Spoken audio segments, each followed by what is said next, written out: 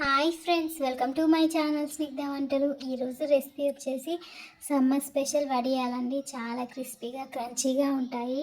First time చేసినా కూడా పర్ఫెక్ట్గా వస్తాయండి. మీకు మాత్రం ఈ వడియాలు చూడండి, ఆయిల్లో వేయగానే చాలా చక్కగా పొంగుతున్నాయి కదా, చాలా బాగా వస్తాయండి. ఎండలో ఎక్కువసేపు ఎండలో పెట్టాల్సిన పని కూడా లేదండి. మనం ఫ్యాన్ కింద కూడా పెట్టేసుకోవచ్చు. చక్కగా వడియాలు అయితే రెడీ అయిపోతాయి. ఈ వడియాల ప్రాసెస్ అయితే చూసేయండి. దీనికోసం అయితే కప్పు వరకు సాబుదానా బియ్యం తీసేసుకోండి. అదేనండి సగ్గు బియ్యం.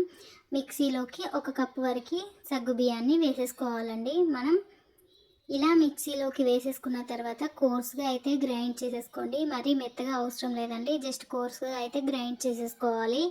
ఇప్పుడు ఒక మిక్సింగ్ బౌల్ తీసేసుకొని మనం గ్రైండ్ చేసుకున్న సాబుదానా పౌడర్ని అయితే వేసేసుకోవాలండి. చూడండి, ఇలా కోర్స్గా అయితే గ్రైండ్ చేసేసుకోండి. మనకి ఇడ్లీ రవ్వ ఎలా ఉంటుందో అలా అయితే గ్రైండ్ చేసేసుకుంటే సరిపోతుంది. చూడండి, రవ్వలాగా ఉండాలి మనకి ఈ సాబుదానా అనేది. ఇప్పుడు ఇందులోనే 3 కప్పుల వరకు అయితే వాటర్ని వేసేసుకోవాలండి. ఇలా గ్రైండ్ చేసుకున్న సాబుదానా పౌడర్లోకి మనం 3 కప్పుల వరకు అయితే వాటర్ని వేసేసుకోండి. ఏ కప్పుతో అయితే మనం సాబుదానా తీసుకున్నామో అదే కప్పుతో అయితే వాటర్ని వేసేసుకోవాలి. ఇలా 3 కప్పుల వరకు అయితే వాటర్ని వేసేసుకొని మొత్తం ఒకసారి కలిపేసుకోండి. ఇలా కలిపేసుకున్న తర్వాత ఒక 10 నిమిషాల పాటు పక్కకు పెట్టేసుకోండి. మనకి చక్కగా నానిపోతుంది. ఇప్పుడు అదే మిక్సర్ జార్లోకి 4 వరకు ఎండుమిర్చి తీసేసుకోండి. నేనైతే ఎండుమిర్చి తీసుకున్నానండి. మీరు పచ్చిమిర్చి కూడా తీసేసుకోవచ్చు. అలాగే 1 స్పూన్ జీలకర్ర వేసేసుకొని గ్రైండ్ చేసేసుకోండి. ఇప్పుడు ఒక మందపాటి గిన్నెను తీసేసుకోండి. అడుగు మందంగా ఉన్న గిన్నెను తీసేసుకొని మనం గ్రైండ్ చేసి పెట్టుకున్న ఎండుమిర్చి పొడిని అయితే వేసేసుకోండి. ఇప్పుడు ఈ గిన్నెలోకి 5 కప్పుల వరకు వాటర్ని వేసేసుకోవాలండి. మనం ఏ కప్పుతో అయితే సగ్గు బియ్యం తీసుకున్నామో అదే కప్పుతో అయితే 5 కప్పుల వరకు వాటర్ని వేసేసుకోండి.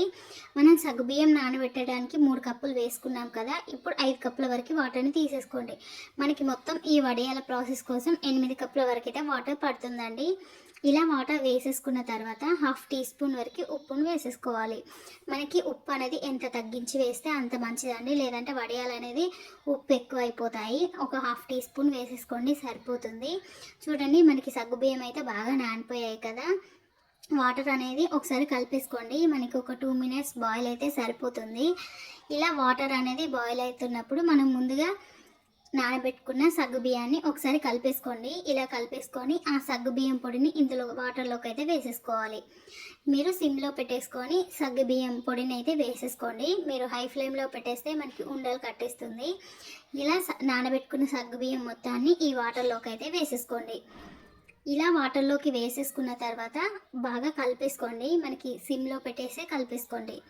ఇలా మొత్తం కలిపేసుకున్న తర్వాత మంటని మీడియం ఫ్లేమ్లో పెట్టేసుకొని ఒక 5 నుండి 8 నిమిషాల పాటు బాగా కుక్ చేసేసుకోవాలి. మనకి ఇది ఎంత కుక్ అయితే అంత బాగా వస్తాయండి వడియాలు అనేది. ఇలా బాగా కలిపేసుకుంటూ మనం ఈ వడియాల పిండిని కుక్ చేసేసుకోవాలి. ఖచ్చితంగా ఒక 5 నిమిషాల నుండి 8 నిమిషాల పాటు కుక్ చేసేసుకోండి. ఇలా కుక్ చేసేసుకుంటే చిక్కగా అయిపోతుంది. చూడండి, ఈ కన్సిస్టెన్సీలో ఉంటే సరిపోతుంది.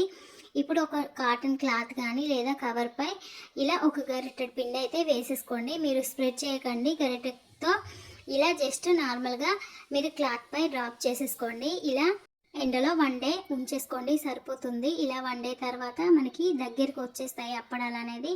ఇప్పుడు వెనకాల సైడు మనం వాటర్ని స్ప్రెడ్ చేసేసుకోండి. మీరు కవర్పై పెడితే ఇలా వాటర్ చల్లని అవసరం లేదండి, కానీ కాటన్ క్లాత్పై వేస్తే మాత్రం ఇలా వాటర్ని స్ప్రింకిల్ చేసేసుకుంటే మనకి అప్పడాలు అనేది ఈజీగా వచ్చేస్తాయి. చూడండి, ఇలా అప్పడాలు అయితే చక్కగా వచ్చేసాయి కదా. ఇప్పుడు ఒక ప్లేట్లో పెట్టేసుకొని మళ్ళీ ఒక 1 అవర్ లేదా 2 అవర్స్ అయితే ఎండలో పెట్టేసుకోండి, సరిపోతుంది. చూడండి, మనకి అప్పడాలు అయితే చక్కగా పొంగిస్తున్నాయి కదా. మీకు ఎండ లేదనిపిస్తే ఫ్యాన్ కింద పెట్టేసుకున్నా సరిపోతుందండి. మీరు ఇలా తీసేసిన తర్వాత ఒక 1 డే ఫ్యాన్ కింద పెట్టేస్తే సరిపోతుంది. మనకి అప్పడాలు అయితే రెడీ అయిపోయాయి. చాలా క్రిస్పీగా వస్తాయి. తప్పకుండా ట్రై చేయండి. ఈ వీడియో నచ్చితే లైక్ చేయండి, షేర్ చేయండి, అలాగే నా ఛానల్ సబ్స్క్రైబ్ చేయండి. Thank you for watching Snigdha వంటలు.